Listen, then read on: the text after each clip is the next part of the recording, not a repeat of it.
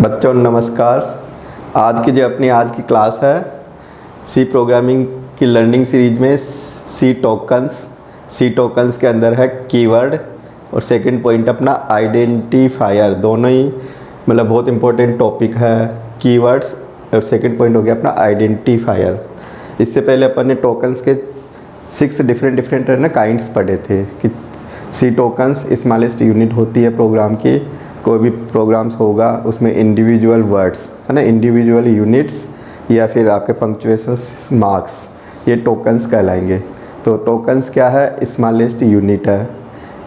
तो टोकन्स का क्या रोल है? जो भी कोई प्रोग्रामिंग की स्टेटमेंट लिखेंगे तो उनके कंस्ट्रक्शंस में टोकन्स का बहुत इंपॉर्टेंट रोल है। तो टोकन्स में 6 वेराइटी अपन ने देखी थी, डिफरेंट कैरेक्टर सेट के कॉम्बिनेशन से अपन ने डिफरेंट यूनिट्स जनरेट की थी। उसमें से टोकन्स में फर्स्ट कीवर्ड है, सेकंड आपका आइडेंटिफायर है। तो दोनों को आज अपन डीपली पढ़ेंगे। प्रोग्रामिंग का ये बेस है। कोई सी भी लैंग्वेज में जाओ, आपको सी लैंग्वेज सीखनी हो, C++ सीखनी हो, जावा सीखनी हो, पाइथन सीखनी हो, है ना, कोई भी अदर लैंग्वेज सीखनी हो, तो हर लैंग्वेज में कीवर्ड का कंसेप्ट होगा। Keyword just like a command कह दो। अगर SQL भी सीखते अपन तो इंसर्ट है, डिलीट है, क्रिएट टेबल है, तो ऐसे कमांड्स हो गए वहाँ पे। और अगर अपन जावा भी सीखेंगे तो जावा में भी 50 कीवर्ड्स होते हैं। तो कीवर्ड्स जस्ट प्रोग्रामिंग कंस्ट्रक्शंस के लिए बहुत ज़रूरी है। और डेटा का जितना भी पार्ट्स अपन यूज करेंगे, डेटा का नोमेनक्लेचर करेंगे, कंप्यूटर माइंडलेस मशीन है, डेटा को कैसे समझ पाएगा, तो उसके लिए फिर अपन को आइडेंटिफायर पढ़ना ज़रूरी है। हर लैंग्वेज में आइडेंटिफायर की थ्योरी आएगी। अगर मैं तुमसे कहूँ कि MS वर्ड में टेबल बनाओ, तो टेबल में भी तुम कॉलम्स बनाओगे, कॉलम्स के हेडिंग दोगे प्रॉपर। तो कॉलम्स के हेडिंग दोगे, रोल नंबर है, नेम है, फादर्स नेम है, सिटी है, पिन कोड नंबर है, मोबाइल नंबर है, तो ये सब आइडेंटिफायर हो गया। तो डेटा को आइडेंटिफाई करेगा। तो अपन देखें कीवर्ड्स क्या होते हैं। तो कीवर्ड्स को देखें तो कीवर्ड्स को अपन also known as reserve word कह सकते हो। प्रोग्रामिंग के लिए रिजर्व है, इनको अपन किसी भी अदर पर्पज़ के लिए यूज में नहीं ले सकते हैं। हर कीवर्ड की एक फ़िक्स मीनिंग है, फिक्स उसका ग्रामेटिकल रूल है। कीवर्ड्स के थ्रू ही पूरी कोडिंग अपन लिख पाएंगे। तो कीवर्ड्स को अपन प्री डिफाइंड वर्ड भी कह सकते हैं, इनबिल्ट वर्ड भी कह सकते हैं। तो कीवर्ड क्या है? Also known as reserve word. Programming के लिए रिजर्व है, keyword also known as reserve words कह दो, इनबिल्ट वर्ड कह दो, predefined words in compiler. Compiler के अंदर पहले से ये प्री डिफाइंड वर्ड्स होते हैं। इनके अलावा अपन कोई दूसरे कीवर्ड्स कोडिंग में यूज में नहीं ले सकते। फिर keywords having a fix meaning, important point है। Keyword having a fix meaning, इस मीनिंग को अपन बिल्कुल चेंज नहीं कर सकते। These meaning can not be change. जो कीवर्ड फिक्स कर दिया वो उसी पर्पज़ के लिए यूज होगा। जैसे डेटा टाइप के लिए मैंने कह दिया कि इंटीजर, INT वर्ड फिक्स कर दिया, तो INT इंटीजर डेटा को ही आइडेंटिफाई करेगा। अगर आप INT की जगह कोई दूसरा वर्ड्स ले लेंगे तो कंपाइलर उसको मतलब आइडेंटिफाई नहीं कर पाएगा, एरर आ जाएगी उसमें। फिर कीवर्ड्स आर यूज टू, कि कीवर्ड्स क्यों यूज करें। तो कीवर्ड का बेसिक जो यूज है, कंस्ट्रक्ट फॉर प्रोग्रामिंग स्टेटमेंट कह दो या कोई एक्सप्रेशन कह दो। प्रोग्रामिंग का कोई भी स्टेटमेंट लिखेंगे, इंस्ट्रक्शंस लिखेंगे, तो कीवर्ड के थ्रू ही लिखूँगा मैं। जैसे मैं कहूँ कि मेमोरी का वेरिएबल डिक्लेरेशन करो, मेमोरी के अंदर वेरिएबल डिक्लेरेशन करो, तो कीवर्ड की हेल्प लूँगा, इंटीजर। फिर मैं है ना A, B, तो ये है ना, ये कीवर्ड की हेल्प के थ्रू ये आइडेंटिफायर वेरिएबल्स बना दिया। कोई भी मैं कंडीशन को चेक करूँगा तो मैं इफ़ कीवर्ड की हेल्प लूँगा, तो इफ़ के थ्रू मैं कंडीशन कंप्यूटर को समझा पाऊँगा, A B। तो ये आपका है ना कीवर्ड्स के थ्रू प्रोग्रामिंग के स्टेटमेंट या इंस्ट्रक्शंस लिखे जाएंगे। सी लैंग्वेज में 32 कीवर्ड्स यूज होते हैं। इम्पोर्टेंट पॉइंट है, कई बार कम्पिटिटिव परीक्षा में भी आ जाता है। 32 कीवर्ड्स से ही पूरी लैंग्वेज बनी हुई है। 32 कीवर्ड्स के अलावा कोई एक्स्ट्रा कीवर्ड अपन यूज नहीं करेंगे। All keyword must be written in lower case letter. जितने भी कीवर्ड है स्मॉल लेटर में लिखोगे। स्टार्टिंग भी स्मॉल लेटर से ही करोगे, लोअर केस से ही करोगे। अगर फर्स्ट लेटर आपने कैपिटल लिख दिया तो एरर आएगी। है ना, कंप्यूटर नहीं समझ पाएगा। तो अपर के लोअर केस लेटर में रिटर्न मतलब लिखे जाएंगे। कीवर्ड के अगर एग्जांपल देखें कि सी लैंग्वेज में 32 कीवर्ड्स कौन कौन से होते हैं, तो ये कीवर्ड्स की पूरी लिस्टिंग माइंड में रहनी चाहिए।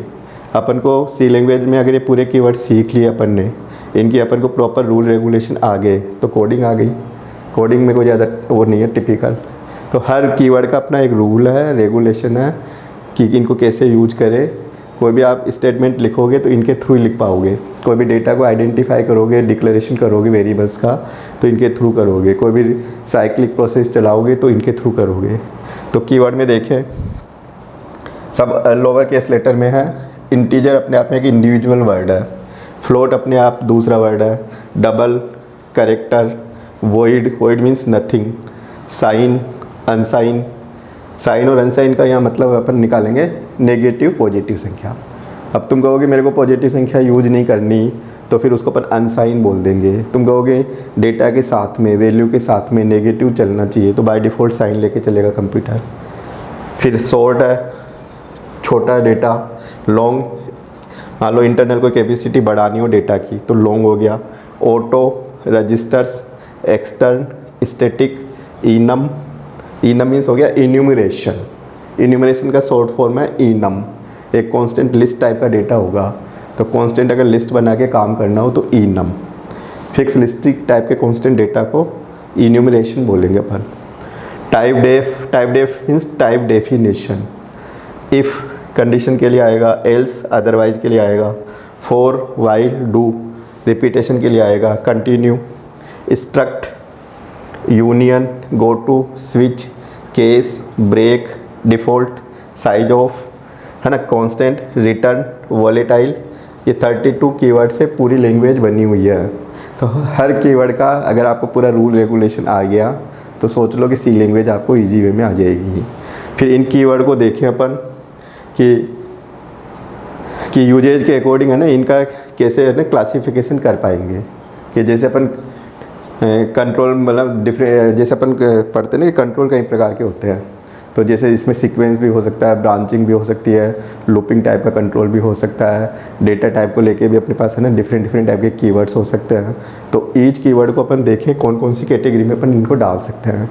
तो इनको मैंने एक ग्रुपिंग करके डिफरेंट इनको कैटेगराइजेशन किया हुआ है। तो ये पूरे कैटेगराइजेशन की थ्योरी आपके माइंड में रहनी चाहिए। अब देखो कीवर्ड्स का पूरा क्लासिफिकेशन देखें कि कौन कौन सी कैटेगरी में कौन कौन सी कीवर्ड्स को अपन ले सकते हैं। ग्रुपिंग की हुई है, ज़रूरी है याद होना चाहिए। अगर ये याद हो गया तो आप ना ईजी वे में क्वेश्चंस को अटेम्प्ट कर पाओगे। अब क्वेश्चन में आ जाएगी data type, primitive data type, basic data type. तो फिर आप कहोगे कौन कौन सी कीवर्ड यूज करेंगे। मैं कहूँगी लूपिंग अगर वर्ड आ गया क्वेश्चंस में तो लूपिंग के लिए कौन कौन से कीवर्ड अपन यूज करेंगे। कोई कहेगी कंट्रोल फ्लो, तो कंट्रोल फ्लो के लिए कौन कौन से कीवर्ड यूज करोगे। तो आप देखें कीवर्ड का पूरा एक क्लासिफिकेशन देखें। तो प्राइमरी डेटा टाइप, कि प्राइमरी डेटा टाइप मतलब बेसिक्स स्टार्टिंग लेवल का, प्रिमिटिव है ना, कंपाइलर में इनबिल्ट पहले से बना हुआ डेटा। अब डेटा अपन बेसिकली जो यूज करते हैं इंटीजर है ना, फ्लोट, करेक्टर, वॉइड, डबल। तो प्राइमरी डेटा टाइप में ये 5 कीवर्ड हो गया। अगर क्वेश्चन आ जाए प्राइमरी डेटा टाइप तो इन्हीं पॉइंटों को आप लिख के एक्सप्लेनेशन दे सकते हो। INT शॉर्ट में आएगा, थोड़ा ना कैपिटल हो गया, शॉर्ट में करेंगे इसको INT। Float, double, character, void. फिर ये कीवर्ड क्या है, क्वालिफायर या मॉडिफायर है। अब तुम कहोगे मेरा डेटा को तो आप नेगेटिव पॉजिटिव में लेके चलो। कोई कैंडिडेट कहे कि मेरा डेटा को आप ऑलवेज पॉजिटिव में रखो, साइन को हटा दो बिल्कुल, है ना। कोई कहे कि मेरी लिमिट को बढ़ा दो, कोई कहे कि मेरी लिमिट को रिड्यूस कर दो मेमोरी में, कि मैं स्मॉल डेटा यूज करूँगा, है ना। हो सकता है कोई XYZ कैंडिडेट वो लार्ज डेटा यूज करे, उसमें लिमिट अपन एक्सटेंड कर दें। तो ये कीवर्ड के लिए हो गया क्वालिफायर, मॉडिफायर। साइन और अनसाइन क्वालिफायर कीवर्ड, और शॉर्ट और लॉन्ग इनको मॉडिफाई कर सकते हैं अपन। शॉर्ट लॉन्ग को इनके आगे अपन यूज करके प्रीफिक्स एजे इनकी लिमिट को एक्सटेंड कर सकते हैं, मॉडिफाई कर सकते हैं। मतलब जैसे शॉर्ट इंटीजर, लॉन्ग इंटीजर, है ना। इस तरह से अपन डेटा को इनको यूज करके कॉम्बिनेशन अपन बना सकते हैं इसे।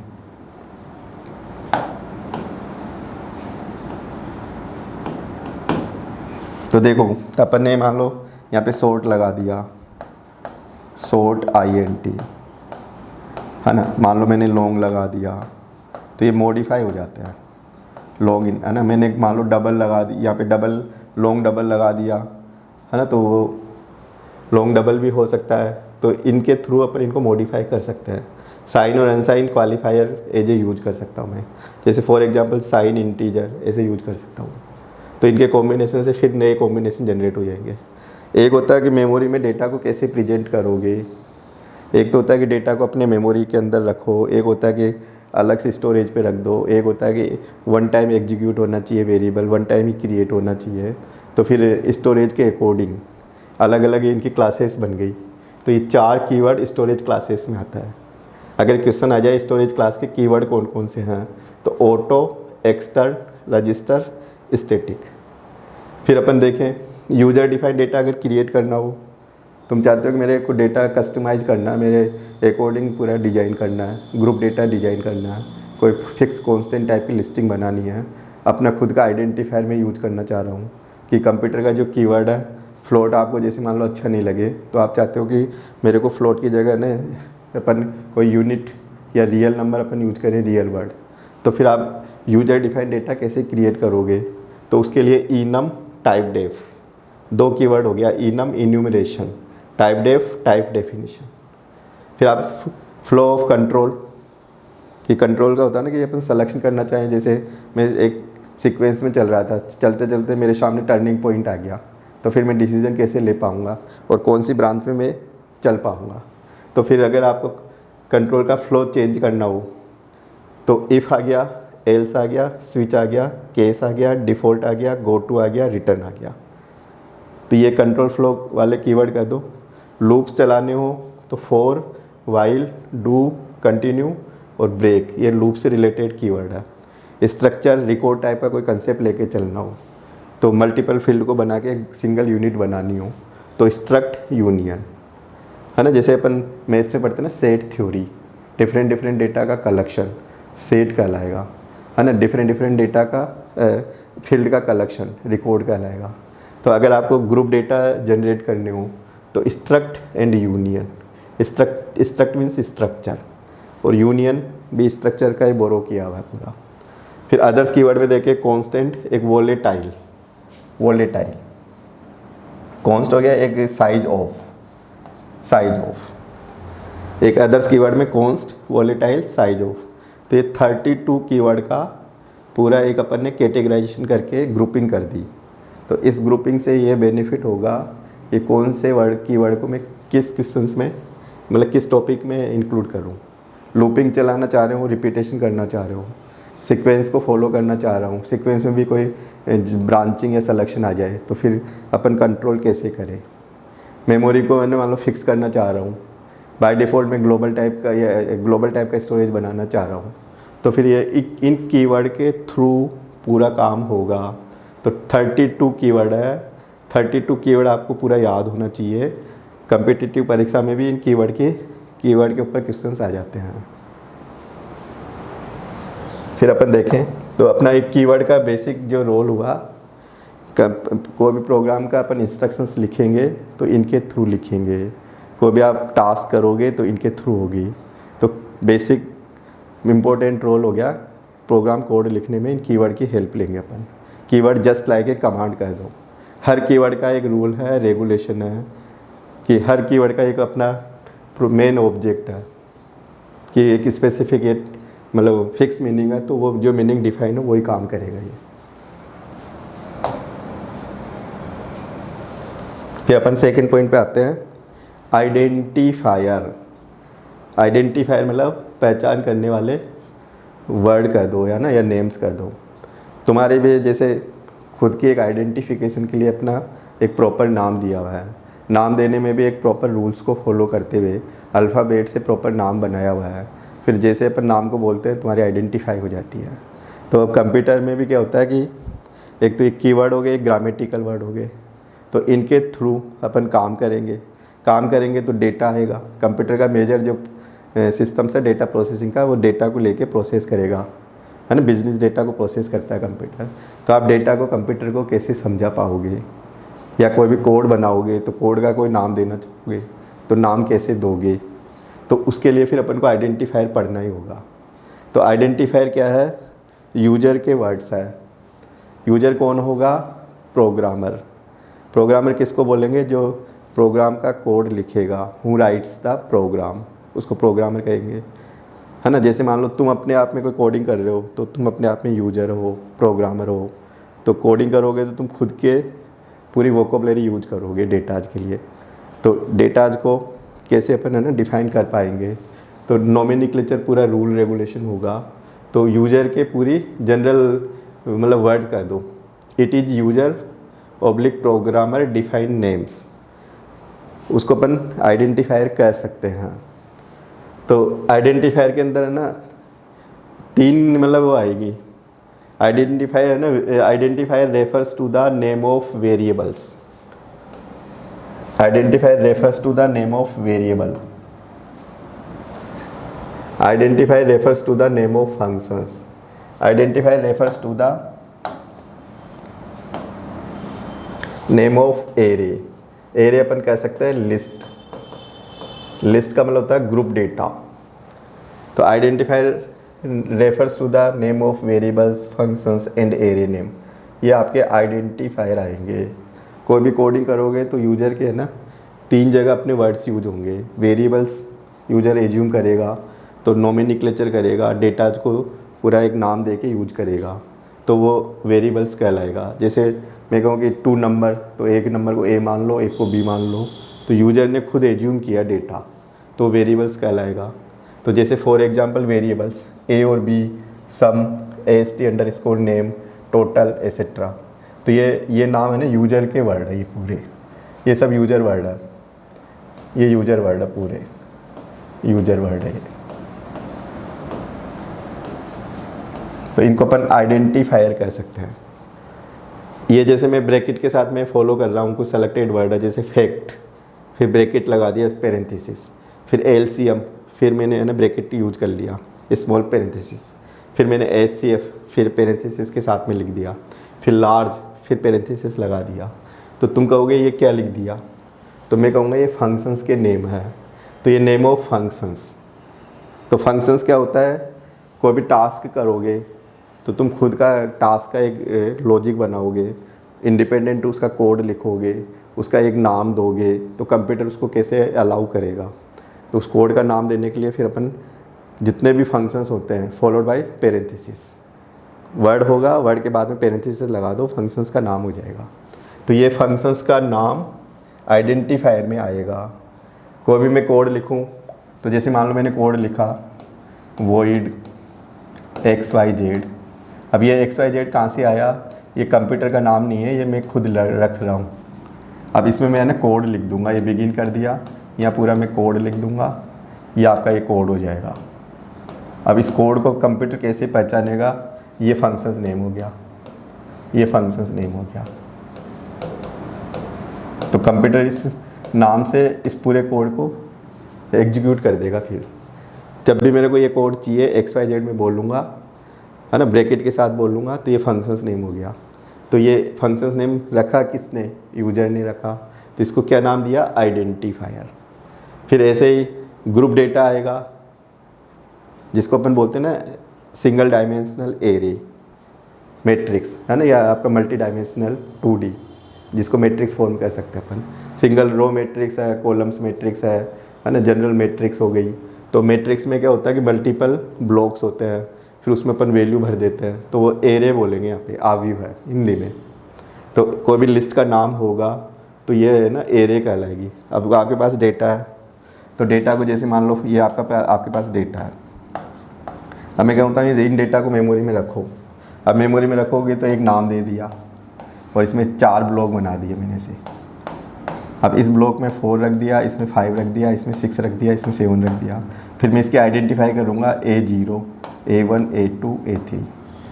ये A0 से इसको आइडेंटिफाई करूँगा मैं, A0, है ना, इसको A1 से आइडेंटिफाई करूँगा। तो ये क्या होता है, ये एरे नेम हो गया, ये आपका एरे नेम हो गया, ये एरे नेम हो गया ये। तो एरे का नाम फॉर एग्जांपल जैसे ये मैंने साइज़ दे दी यहाँ पे, फ्लोट यहाँ साइज़ दे दी, तो यहाँ पे ए और परसेंटेज एरे नेम है, तो ये भी आपका ना आइडेंटिफायर में एरे नेम भी आएगा। तो आइडेंटिफायर में क्या क्या आएगा, याद हो गया, एरे वेरिएबल्स नेम, फिर आपका functions name, array name. Array क्या है, ग्रुप डेटा, लार्ज डेटा का कलेक्शन, जहाँ पे मेमोरी में है ना प्रेजेंट मतलब शेयर करोगे तो एक कॉमन नाम होगा तो वो एरे नेम कहलाएगा। तो array name, functions name, variables, पूरी सी लैंग्वेज की कोडिंग में ये यूजर के वर्ड रहेंगे, यूजर खुद नोमिनिक्लेट करेगा, तो ये आइडेंटिफायर कहलाएंगे। फिर आइडेंटिफायर कैसे बनाएंगे, है ना, क्या रूल रेगुलेशन है। तो identifier consist of sequence of letters, digits with a letter as a first character, मतलब लेटर फर्स्ट कैरेक्टर लेटर से स्टार्ट करोगे। कई कंप्यूटर में, कई कंपाइलर में है ना अपन अंडरस्कोर भी परमिट कर देते हैं। Both lower case and upper case, है ना, लेटर्स आर परमिटेड। कैपिटल में भी अपन आइडेंटिफायर ले सकते हैं, स्मॉल लेटर्स में भी आइडेंटिफायर ले सकते हैं, दोनों में ही आइडेंटिफायर ये परमिट करेगा। The underscore character is also permitted. Identifier में नाम पर नाम लिखें तो अंडरस्कोर को भी मैं अलाउ कर सकता हूँ। जैसे फॉर एग्जांपल मान लो मैंने कोई नाम रखा ए, अब तुम चाहो तो इसको अंडरस्कोर से भी शुरू कर सकते हो, ये वैलिड है। तो स्टार्ट है ना अंडरस्कोर में भी परमिटेड। बाकी अपन जो मैक्सिमम रखेंगे वो अल्फ़ाबेट से स्टार्ट करेंगे। The underscore characters is also permitted हो गया, अंडरस्कोर कैरेक्टर में बी अलाउड, ये डबल टाइम्स हो गया, एक ही बार पढ़ लेने इसको। तो ये आइडेंटिफायर के नोमिनिक्लेचर रूल है। तो आइडेंटिफायर किससे बनेगा, कैरेक्टर के कॉम्बिनेशन से। कैरेक्टर्स में कौन कौन से इंक्लूड करोगे, लेटर्स, लेटर्स कौन से हो गए, alphabet, upper case, lower case. फिर और क्या इंक्लूड करोगे, डिजिट्स। डिजिट को अपन बिगिनिंग से डिजिट से स्टार्ट नहीं कर सकते, फर्स्ट लेटर अल्फ़ाबेट होना चाहिए। अंडरस्कोर को अपन परमिट कर सकते हैं, अलाउ कर सकते हैं, स्टार्टिंग में भी अंडरस्कोर ले सकते हो, बीच में भी अंडरस्कोर को, दो वर्ड को ज्वाइन करना हो तो अपन अंडरस्कोर को अपन आइडेंटिफायर में ले सकते हैं। तो आइडेंटिफायर क्या है, नेम ऑफ वेरिएबल्स, वेरिएबल बहुत इंपॉर्टेंट रोल रहेगा वेरिएबल्स का। फंक्शंस कोड बनाएंगे, लार्ज प्रोग्राम को अपन छोटे छोटे ब्लॉक्स में लिखेंगे, ईच ब्लॉक को इंडिपेंडेंट राइट करेंगे, तो वो आपका हर ब्लॉक का एक नाम दोगे तो फंक्शंस नेम हो जाएगा। Functions name followed by parenthesis, parenthesis किसको बोलूँगा, छोटे ब्रैकेट को, स्मॉल ब्रैकेट को। और फिर एक एरे होती है जिसमें लार्ज डेटा का कलेक्शन आएगा। लार्ज डेटा को रखने के लिए फिर अपन को single dimensional array, double dimensional array, multi dimensional array, जिसको अपन मैथ्स में है ना मैट्रिक्स नाम दे देते हैं। मैट्रिक्स में भी फिर single column matrix, row matrix, फिर रो और कॉलम दोनों को अगर अलाउ करोगे तो वो आपके जनरल मैट्रिक्स होगी।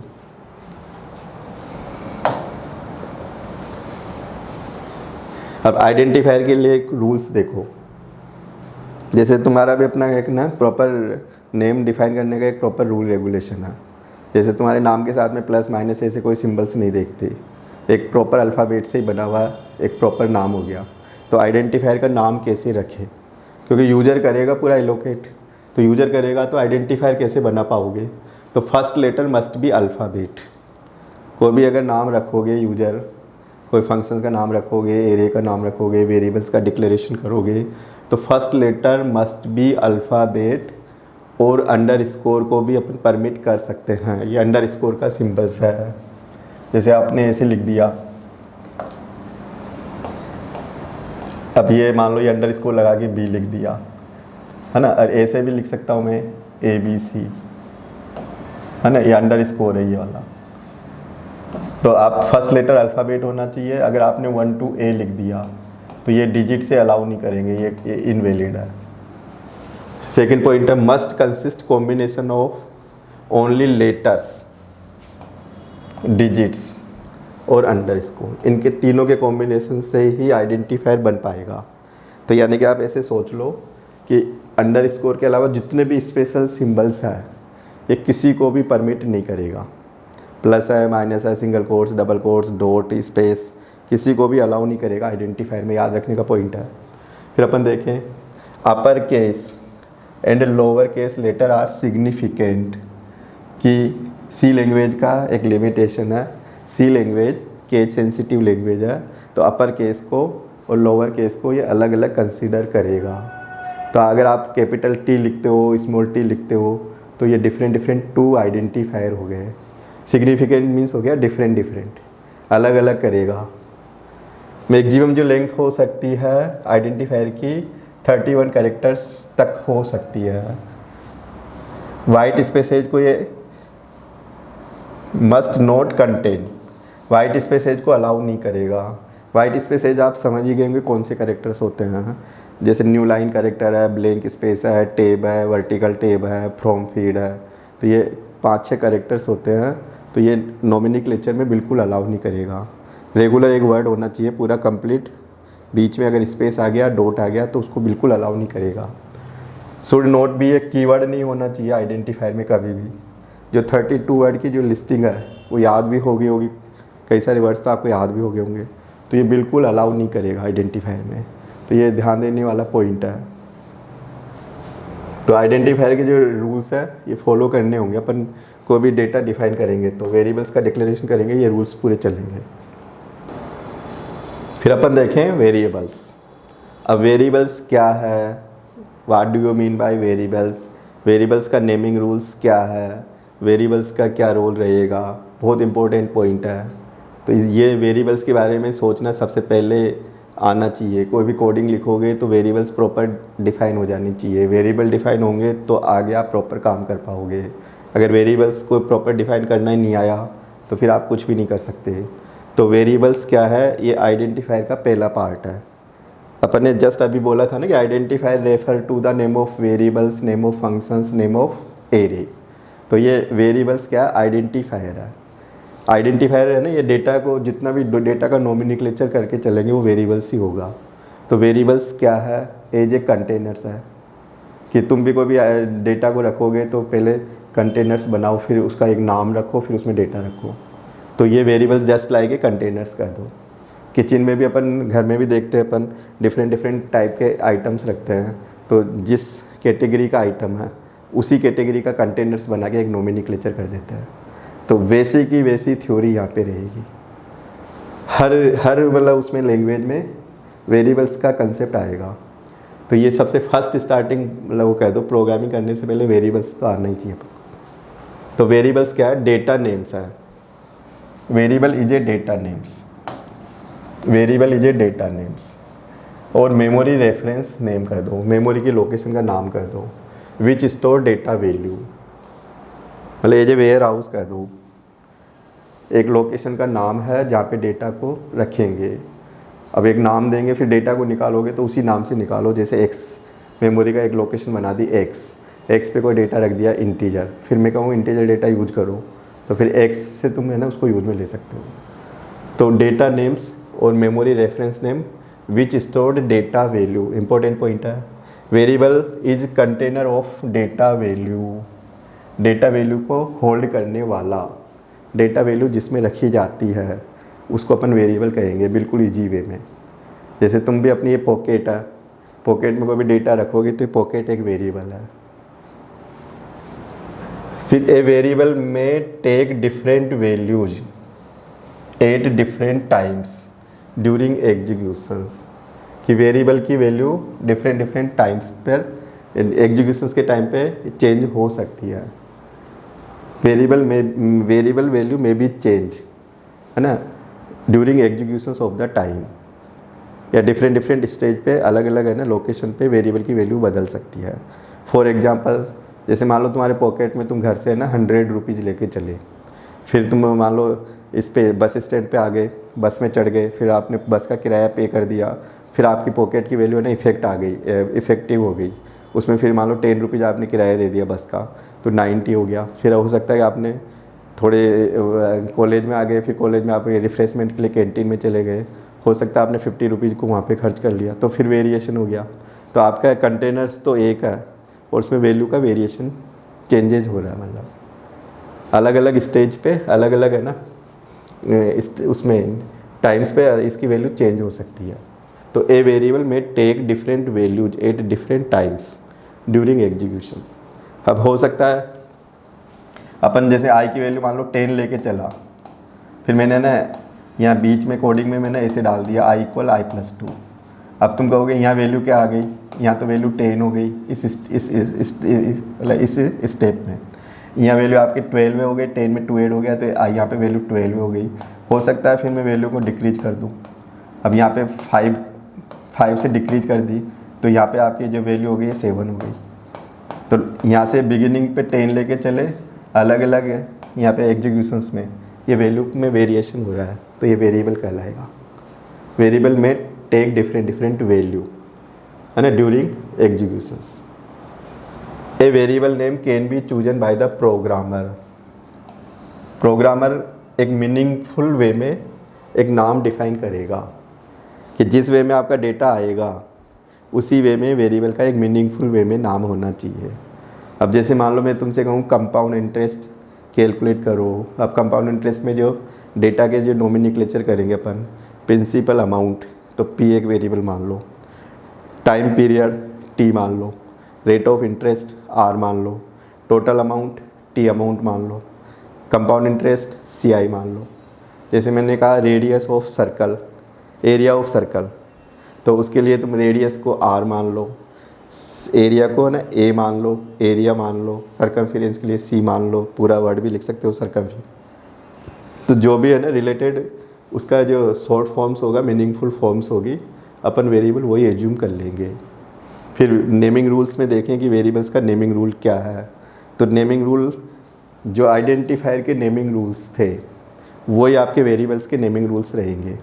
तो नेमिंग्स नाम कैसे दे कि डेटा का ना एक प्रॉपर नाम कैसे दिया जाएगा। तो नाम देने के लिए प्रॉपर रूल है, variable name must begin with letter और अंडरस्कोर। मतलब या तो लेटर से, अल्फ़ाबेट से या अंडरस्कोर से आप इसको स्टार्ट कर सकते हो। Maximum length can be 31 characters long. इससे बड़ी वैल्यू को ये आइडेंटिफाई नहीं कर पाएगा। कंपाइलर की जो लिमिट है कैरेक्टर को रिकॉग्नाइज करने की 31 कैरेक्टर्स तक की लिमिट है। कम्पिटिटिव परीक्षा के लिए भी अच्छा पॉइंट है, तो इसको पॉइंट को याद रखो। और ये C99 क्या है, सी का एक लेटेस्ट वर्जन है, ये कंपाइलर है। तो इसमें है ना 63 कैरेक्टर तक नाम हो सकता है। जो लेटेस्ट वर्जन आ रहे हैं उनका कोई भी पैरामीटर चेंज हो सकता है। तो C99 का जो वर्जन है सी का, उसमें 63 कैरेक्टर तक ये परमिट करेगा वेरिएबल्स के नाम को। वेरिएबल्स आर केस सेंसिटिव है। केस सेंसिटिव किसको समझोगे, अपर केस यानी capital letters, lower case small letters, दोनों को ये कंसिडर अलग अलग करेगा, सेम नहीं होंगे वो। अपर केस को लोअर केस को दोनों को ये अलग अलग सिग्निफिकेंट करेगा। जैसे कैपिटल में नाम लिख दिया तुम्हारा और एक स्मॉल में नाम लिख दिया तो ये दो नाम हो गए, कंप्यूटर उनको सिमेट्रिक सिमिलर नहीं मानेगा। तो for example upper case and lower case letters are significant. जैसे सम लिखा कैपिटल, स्मॉल में लिख दिया बिल्कुल, एस कैपिटल कर दिया, तो ये सेम नहीं है, नॉट सेम। ये 3 वेरिएबल हो गए, कंप्यूटर इनको है ना सिमिलर नहीं लेके चलेगा। तो आपका ये ध्यान देने का पॉइंट है, जिस वे में आपने वेरिएबल का नोमेनक्लेचर किया है एग्जैक्ट वही स्पेलिंग आगे एंड तक चलनी चाहिए प्रोसेसिंग में। अगर आपने वेरिएबल सम कैपिटल लिख रखा है, कैलकुलेशन में स्मॉल कर दिया तो एरर आएगी, कंप्यूटर अनडिफाइन कर देगा उसको। वेरिएबल के नाम में स्पेशल सिंबल्स बिल्कुल अलाउ नहीं करेगा एक्सेप्ट अंडरस्कोर, कि अंडरस्कोर को छोड़ के किसी भी सिंबल्स को अलाउ नहीं करेगा, अंडरस्कोर को ये परमिट करेगा। अब स्पेशल सिंबल्स में कौन से, प्लस है, माइनस है, डॉट है ना, सिंगल कोट्स है, डबल कोट्स है, क्वेश्चंस है, एक्सक्लेमेशंस है। तो इस तरह के जो सिंबल्स है बिल्कुल अलाउ नहीं करेगा नाम में, अंडरस्कोर को ही अलाउ करेगा। वेरिएबल्स के नाम में कीवर्ड नहीं आनी चाहिए। 32 वर्ड को तो आप अलग से निकाल के रख दो, उनका फिक्स मीनिंग है, फिक्स उसका रूल रेगुलेशन है। तो कोई भी वेरिएबल का डिक्लेरेशन करोगे तो ये कीवर्ड तो आने नहीं चाहिए वेरिएबल के नोमेनक्लेचर में। White spaces is not allowed, एक रेगुलर वर्ड होना चाहिए। अगर स्पेस दे दोगे, डॉट दे दोगे, टेब लगा दोगे तो सेपरेट 2 वर्ड हो गया, तो ऐसे ही फिर एरर दे देगा। तो ये वाइट स्पेसेज को भी परमिट नहीं करेगा। तो ये मेन एक नोमेनक्लेचर रूल है एग्जाम के पॉइंट ऑफ व्यू से कि हमारे क्वेश्चंस 4 नंबर 4 मार्क्स तक आ जाता है। वेरिएबल्स क्या है? Variable is a data names और memory reference name. Variable is container of data value, hold the data value. Variables की वैल्यू चेंज हो सकती है। वेरिएबल में be change during execution of the program. Constant data change नहीं होता, variable change हो जाता है। फिर अपन देखें कुछ वेरिएबल्स के है ना वैलिड एग्जांपल और इनवैलिड एग्जांपल, कि वेरिएबल्स का नोमेनक्लेचर अपन करेंगे तो वैलिड वेरिएबल्स कौन से हैं, इनवैलिड वेरिएबल्स कौन से हैं, कि एक देखिए अपन इनको वन बाय वन। तो जैसे ये वैलिड नेम है, इधर आपका ये बॉक्स है इनवैलिड नेम है, तो इनका प्रॉपर अपन को रीजन मालूम होना चाहिए। अब यहाँ अंडर स्कोर लगा दिया, स्मॉल लेटर में लिख दिया, तो ये आपका वैलिड है, ये वैलिड नेम कहलाएगा।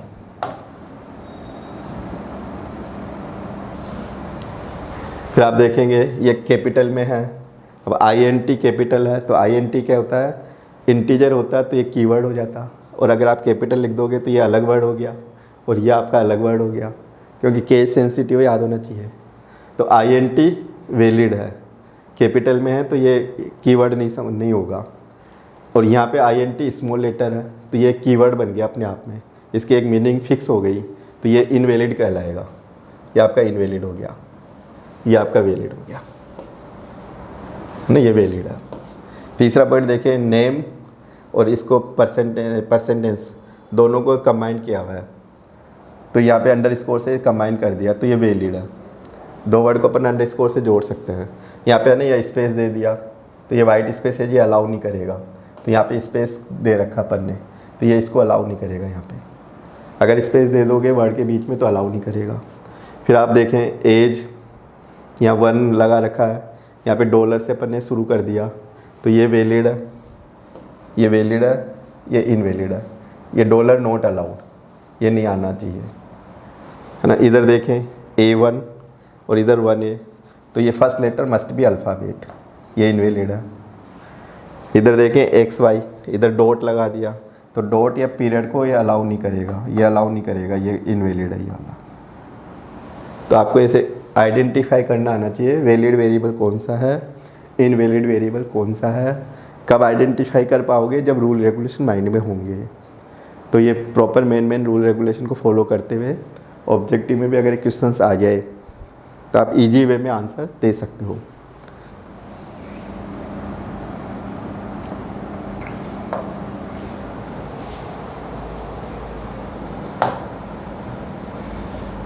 अब अपन देखें कुछ एग्जाम्पल देखें कि वेरिएबल्स का है ना कैसे नोमेनक्लेचर करें।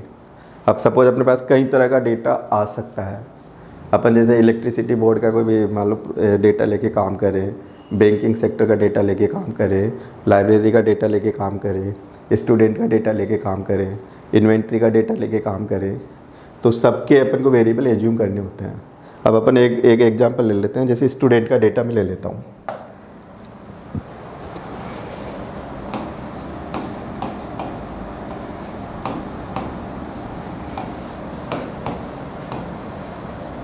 अब स्टूडेंट डेटा में सब जानते हो क्या क्या टाइटल होते हैं। अब जैसे रोल नंबर, स्टूडेंट का रोल नंबर, स्टूडेंट का नाम होता है ना, नेम ऑफ स्टूडेंट, पूरी डिटेल होती है, स्टूडेंट नेम कह दो।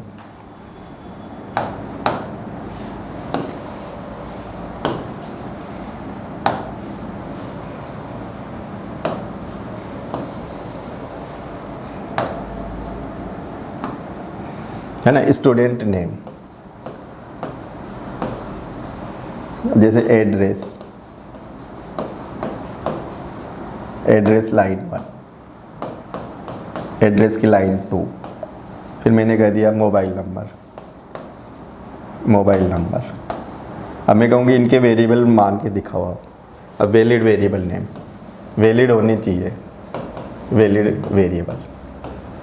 अब वेरिएबल कैसे मानोगे? अब ये क्या 2 वर्ड है, तो ये तो अपन ले नहीं सकता, तो वेरिएबल में ऐसे लिख सकता हूँ RLNO शॉर्ट में, है ना, या मैं ऐसे लिख सकता हूँ RL, है ना, या मैं ऐसे भी लिख सकता हूँ रोल नंबर, अंडरस्कोर लगा के रोल नंबर। ये सब वैलिड है, ये वैलिड डेटा है। स्टूडेंट नेम, तो मैं इसको ऐसे लिख सकता हूँ ST_name,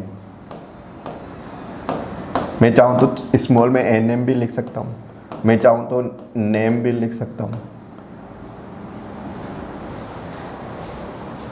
एड्रेस लिखना हो तो एड्रेस 1, मैं चाहूँ तो पूरा वर्ड भी लिख सकता हूँ, एड्रेस 1 ऐसे लिख सकता हूँ। एड्रेस की सेकंड लाइन है तो एड्रेस 2, मैं चाहूँ पूरा नाम भी लिख सकता हूँ। मोबाइल नंबर भी लिखना हो तो मोबाइल ये भी लिख सकता हूँ, ऐसे भी लिख सकता हूँ, मोबाइल नंबर अंडरस्कोर लगा के, या पूरा ऐसे भी लिख सकता हूँ, मोबाइल नंबर ऐसे भी लिख सकता हूँ मैं। अगर आपको 3 नंबर एज्यूम करना हो तो XYZ, कोई भी आपको centigrade to Fahrenheit temperature convert करना हो तो C और F, कोई भी इंटीजर नंबर लेना हो तो N। तो अपन को शॉर्ट फॉर्म में एक मीनिंगफुल ऑर्डर में वेरिएबल्स होना चाहिए। केस सेंसिटिव है तो ये ध्यान रखो, कैपिटल अगर मतलब अलाउ करते हो तो फिर पूरी कोडिंग में कैपिटल ही चलना चाहिए। अगर आपने स्मॉल लिखा तो फिर पूरी कोडिंग में स्मॉल ही होना चाहिए। अगर कुछ लेटर कैपिटल लिख दोगे, कुछ स्मॉल लिख दोगे तो फिर एरर आएगी। तो वेरिएबल का एक नोमेनक्लेचर रूल है, तो ये आपको याद होना चाहिए। कोई भी काम करेंगे, डेटा लेके काम करेंगे तो वेरिएबल्स बनेंगे। अब मान लो मैं कहूँ कि नेचुरल नंबर को प्रिंट करके दिखा दो, तो उसके लिए वेरिएबल क्या क्या आएंगे उसके लिए देखो। मैंने कहा कि नेचुरल नंबर को प्रिंट करके दिखाओ, अब वेरिएबल की लिस्ट क्या क्या आएगी देखो।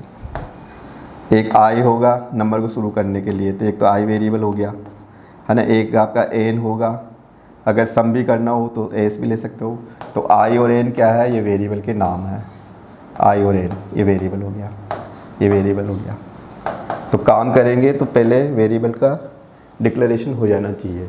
डेटा आने से पहले वेरिएबल का डिक्लेरेशन हो जाना चाहिए। तो डेटा को जितना भी अपन है ना प्रोसेस करेंगे, वेरिएबल्स लेके ही करेंगे अपन। तो वेरिएबल्स का पूरा नोमेनक्लेचर रूल्स, वेरिएबल का डिफाइन करना, किस वे में अपन वेरिएबल का नोमेनक्लेट करते हैं, तो ये सब आइडेंटिफायर में आ जाएंगे।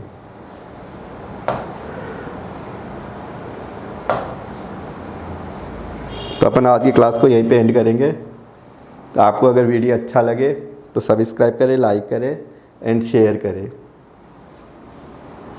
Thank you.